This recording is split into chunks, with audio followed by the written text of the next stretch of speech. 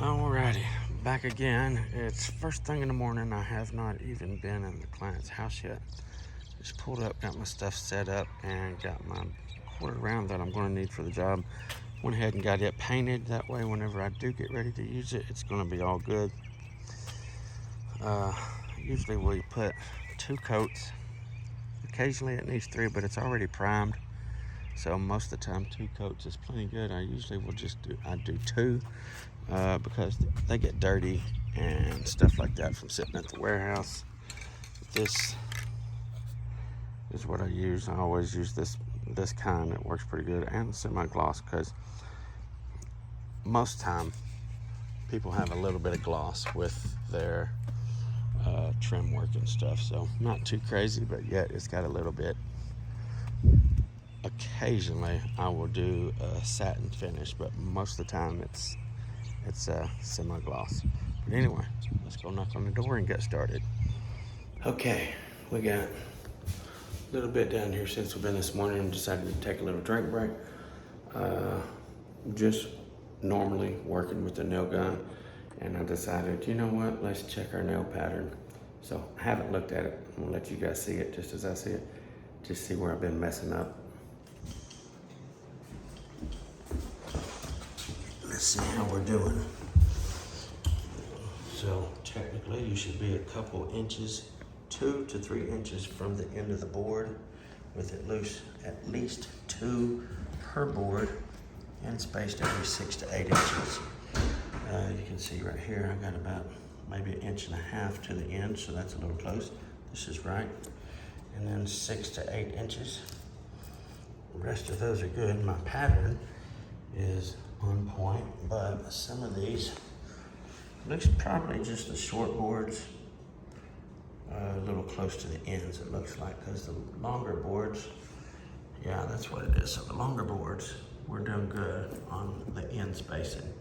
This one here is probably good too. That's within a couple inches. Looks like mainly just this one right here and this one right here. As a matter of fact, let's see what we got going on right here. I will just flip out a tape measure and see. So 2 to 3 inches from the end. Well, yep, 1.5 inches right there. So that one's a little close. This one here, that's on point. And every 6 to 8, that's a little close. Like I said, it's a short board, so that's 5 inches there. And 1.5 inches again, right there. So it's just those short boards, I believe, because I've been trying to get 3 staples per board, and I don't feel like 2 is good enough for that. Let's see here. That's a 13-inch board, and I just don't feel like 2 nails is going to be good, so that's why 3 inches there. And then on my nail pattern, we are 7.5 on that. 5.5 right there on that one. 6 on that one. A little bit close it looks like, but not bad. That's about 5, and from there 4.5 to that one, so that's a little close. And then 3 inches from the end, so that's okay on that. Let's keep moving on down here and just check the whole run. How about that? Let's see here. Okay, so here's where we started. That's 2 inches to that one there. That's good. And from the end to there is 2.5 to that nail. From nail to nail. That's about 4 3/4 there. It's a little close. Is that a nail? Oh, is it? Yeah, I guess it is. Okay. Right there, another 4 3/4. I am getting them a little close, it looks like. That one right there is 7.5. Right there, 6.5, that's on point. Right there's 5, well, it's actually 6. Right there, it's actually 6 1/4. Let's see, from there to there is 7, that's good. 4.5, but that's again approaching the end, so I didn't want to be too close. And that is on point right there, 2 inches from the end, so that's good. I can definitely see that this right here is too close. We are looking at, just like 1.25 inches right there. So that's definitely too close to that, to the end. 5 3/4 there. Let's see here, we're 7 inches. That's okay. Here we are 7 3/4. 7.5. Good with that one. And looks like I definitely got a little close here toward the end. Right there, about 4.5 to those. 4 1/4 to those. Right there, about 4.5, and then again from the end we are 3 inches. Okay, so that's good. Okay, so for the most part, at least we're a little bit close and not a little bit far. So again, 6 to 8 in the field of the board, 2 to 3 inches from the end of the board, at least 2 nails per board. Again, that 13-inch board up there, I feel like it's just a little long, which I don't guess it is. It's just my preference. According to the CFI standard, 2 nails should be sufficient for that.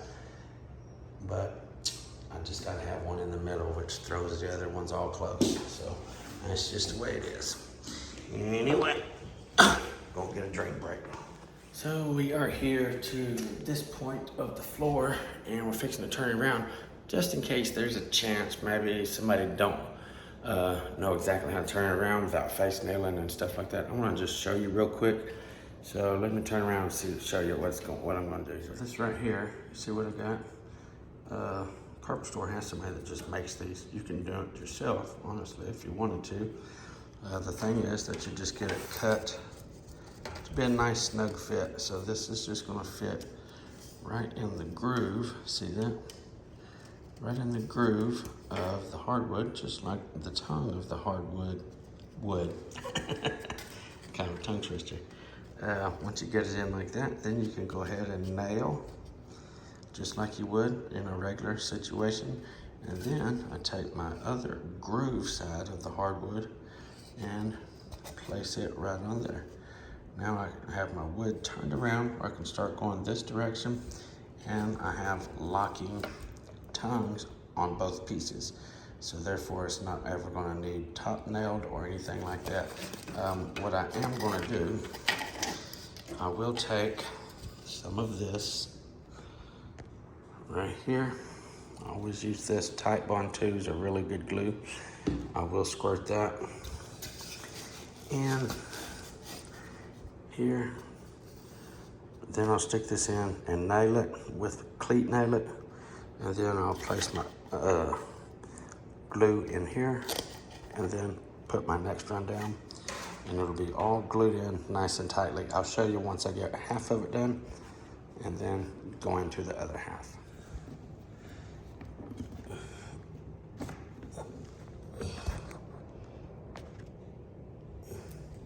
Just wanted to let you see the glue that was in there, and you can see it's getting a good coverage on the inside of my groove there. It's going to fit in there nicely. See it even oozing out there a little bit.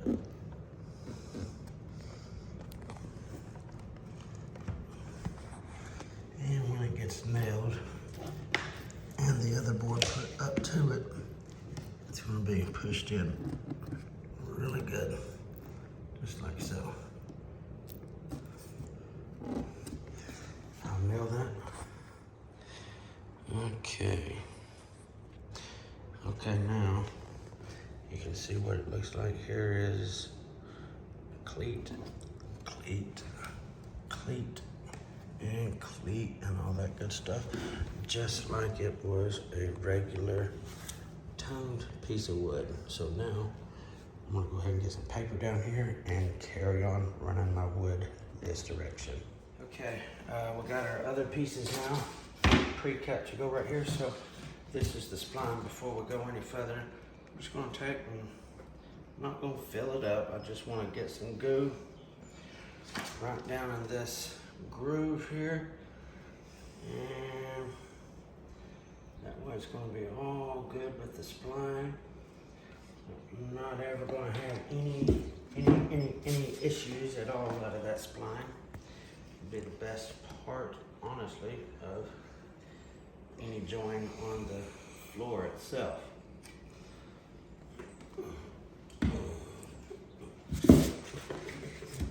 It'll be stronger and better than any other joint on the floor. Get these things put in there. And that's right, I am still using my tapper, even on hardwood. I'm gonna do a video on these things right here. These are absolutely the best tapping blocks on the market. For every kind of hardwood, vinyl plank, laminate, the best. This is the gun I'm using. This is a super nice gun right here. You can get the number off of it right there. Get close enough to see that number there. That is what we're using. This thing is super awesome. You can see right here, cleats or staples, and obviously I'm using cleats. This will do anything from a 3/8 up to a 3/4. And look at that. Golly. Super nice. This thing fires so easy. The cap on this gun, you don't even have to hit it here. Watch this. See that? You can hit it here, under here, here, here. Anywhere you want to hit it, it's going to fire. And watch. It's so easy. Super, super easy. Anyway, this is the gun. That's how you turn the wood around. Let's carry on.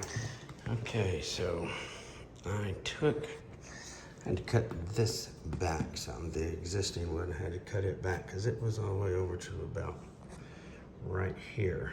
So I didn't want my wood to come past that little point right there, or else it would leave a little hole when I put my transition down flush with that. So I had to cut this back. I wanted it just where my T would be, right inside of here. Also, you can see the construction adhesive that I put down. I don't do a steady bead or anything like that, just some gloms. That way, whenever it sets down in there, it actually sinks and smashes that out. That'll probably go from about, it'll probably go from that little spot. It'll smash out probably like that. So they'll double in size, I'm sure, whenever I smash it down. That don't necessarily hold it. What's gonna hold it is my finish nails. I'm gonna shoot on top of it. And that just simply makes it where it's never gonna make a tink or a clunk or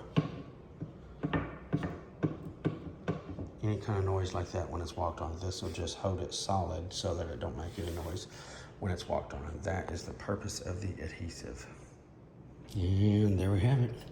I've got some Robert's putty. I'll mix up a couple different colors and get a nice match for these 4 holes. I'll put four nails in it just to make sure everything is solid. And this is the adhesive that I use. This stuff is just, it's basically the same stuff as the Ardex that I used to use, but Ardex no longer makes it.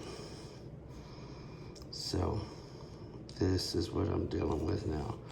Whack-All MS 245. Really good stuff. Alrighty, it is time to put some furniture back in this bad boy. Cock-a-doodle-doo, that worked out pretty nice there. Luke, let's put some stuff back I can handle. Okay, and we are done. Ta-ta-ta-ta. Got a little bit of stuff to load outside, right there, and we are gonna get outy-bouty.